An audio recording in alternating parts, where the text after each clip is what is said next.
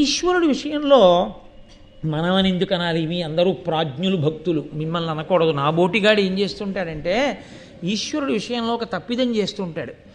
కలిసి వచ్చిందనుకోండి నా అంతవాణ్ణి, కలిసి రాలేదనుకోండి దిక్కుమాలిన ఈశ్వరుడు. చూడండి ఎలా చేశాడో, ఎంత పూజ చేశాను, ఇదే నాకు ఇవ్వవలసినటువంటి బాధ అంటాను. నేను చేసిన కర్మ ఏదో ఉండకపోతే ఇంకా ఇప్పుడు భక్తితో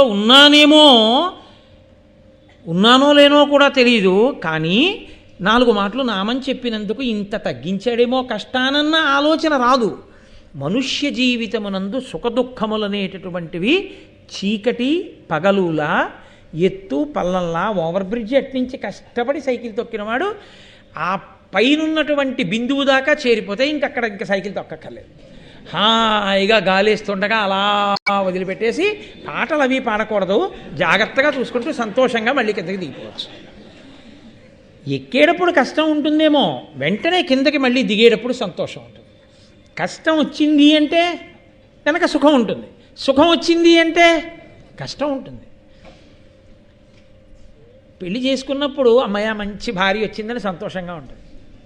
ఓ 2 ఏళ్ళు అయ్యేటప్పటికీ ఏమిటో పిల్లలు పుట్టట్లేదు, ఇంకా దక్షారామ కనపడినవన్నీ చెట్లకు కట్టేయడం, పుట్టలకు కట్టేయడం, కనపడ్డ వాళ్ళందరి దగ్గరికి వెళ్ళిపోవడం, వాళ్ళందరూ పుట్టింది ఈశ్వరుడిని సేవించేది వీళ్ళకి సలహా చెప్పడానికి అన్నట్టుగా వాళ్ళ మీదకి వెళ్ళి అప్పుడు పడిపోయి అయ్యా నాకు బిడ్డలు ఎలా అని నిలదీసేయడం అన్నీ ప్రారంభమవుతాయి.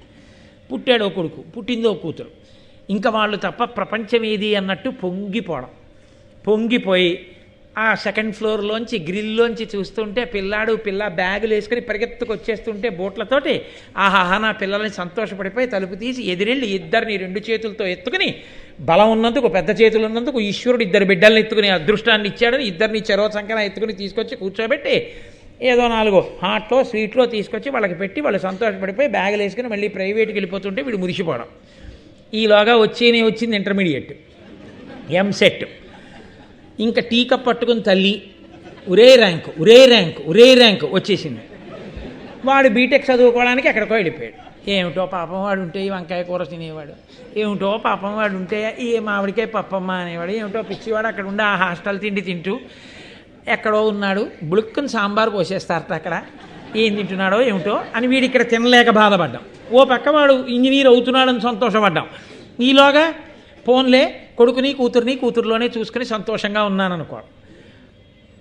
ఆ కొడుకు ఇంజనీర్ అయి కాస్త ఉద్యోగానికి వెళ్ళిపోయే లోపల 6 నెలలు ఉండే లోపల కూతురు పెళ్ళైపోవడం. అయ్యో ఆడపిల్ల వెళ్ళిపోయింది ఇప్పుడు అత్తవారింటికి అని మళ్ళీ అదో బెంగ. ఆ పిల్ల గుర్తొచ్చినప్పుడల్లా ఏదో బాధ. ఏమీ ఇప్పుడు అమ్మాయికి ఏం నష్టమేం లేదు, కానీ పితృ సంబంధమైనటువంటి బెంగ. అయ్యో కూతురు. ఆ కూతురు సరే అత్తవారింటికి వెళ్ళిపోయింది. ఈ కొడుకు ఉద్యోగం వచ్చి వాడు వెళ్ళిపోయాడు. వాడిని సెలవు పెట్టరా అంటే వస్తాడు, కానీ పాపం వాడి ఉద్యోగం అందుకని అడగలేడు. వాడికి ఉండేది శని ఆదివారాలు. ఎన్ని వారాలు వచ్చేయమంటావు? ప్రతి వారం. నేను ఎప్పుడో ఒకసారి తొలెక్కని మెరుపులో వస్తాడు, వెళ్ళిపోతుంటాడు వాడు. ఇప్పుడు మళ్ళీ గ్రిల్ దగ్గర నించున్నాడు. పిల్లలు అలా వెళ్ళిపోతూనే ఉన్నారు స్కూల్ నుంచి. ఇలా నా పిల్లలు కూడా వస్తుండేవారని ఏమిటి మిగిలింది మనకు ఆఖరికి? పెళ్ళైనప్పుడు ఇద్దరం ఎలా ఉన్నామో ఇప్పుడు మళ్ళీ ఇద్దరం అలా ఉన్నాం. ఉండడానికి ఉన్నారు పిల్లలు, ఆవిడేమో అక్కడ వీడేమో ఇక్కడ.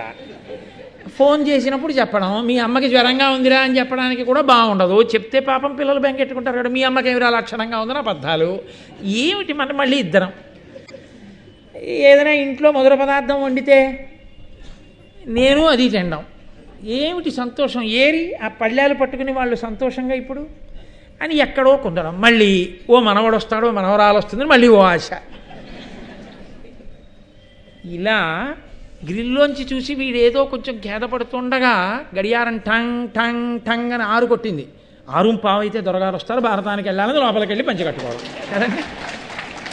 ఏది ఎత్తు పల్లం ఇదే కదరా చెప్తున్నాం భారతంలో, ఇంతకన్నా ఏముంది కనుక. కానీ ఈశ్వరుడు శాశ్వతం కాబట్టి భారతమే బాగా చెప్పుకొని తరిద్దాం. ఇవన్నీ ఉంటాయి, తప్పదు, ఏం చేస్తాం, వెడుతుంటుంది మనసు అనుకుని సరిపెట్టుకుంటుంటాడు, అంతే కదా. అది భారతంలో పైకి కనపడకుండా పాత్రల యొక్క కష్టసుఖాలని ఎంత అందంగా తీసుకొచ్చి చూపిస్తారో.